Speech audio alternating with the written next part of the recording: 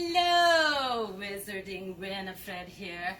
Galloping gargoyles, I nearly fell off the back of my broom when I heard that I had been selected to present this year's West Jordan Diagon Alley's Wizard's Craft, the Enchanted Flying Keys.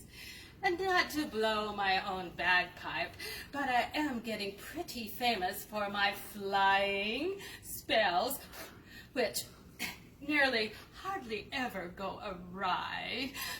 Well, there's no use crying over spilt potions, I say. Well, swish and flick, let's get going.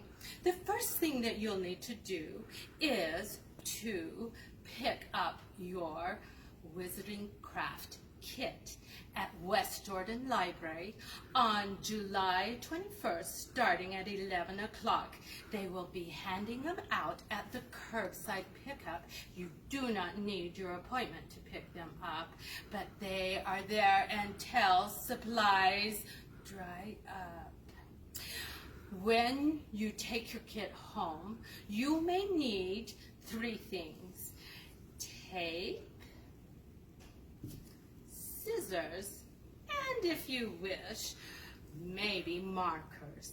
Open up your kit and you will find 3 wings, a clear transparent wing, and 2 wings that are on printed paper. Now you may color them as you wish and then cut them out. After you cut them out, they will look like this. Then put your key on top, in the very middle, and that one wanted to fly upside down, and tape them. They will look like this. Then take your fishing line or your flying helper, and you will find one end has a loop. The other end is straight. Take the straight end and put it through the top of the key and tie a knot. After you get done with all 3 keys, test your ability to make your keys fly. And you will need to grab your magic wand, hold it firmly, and repeat after me. Clastrum lepidoptera volante!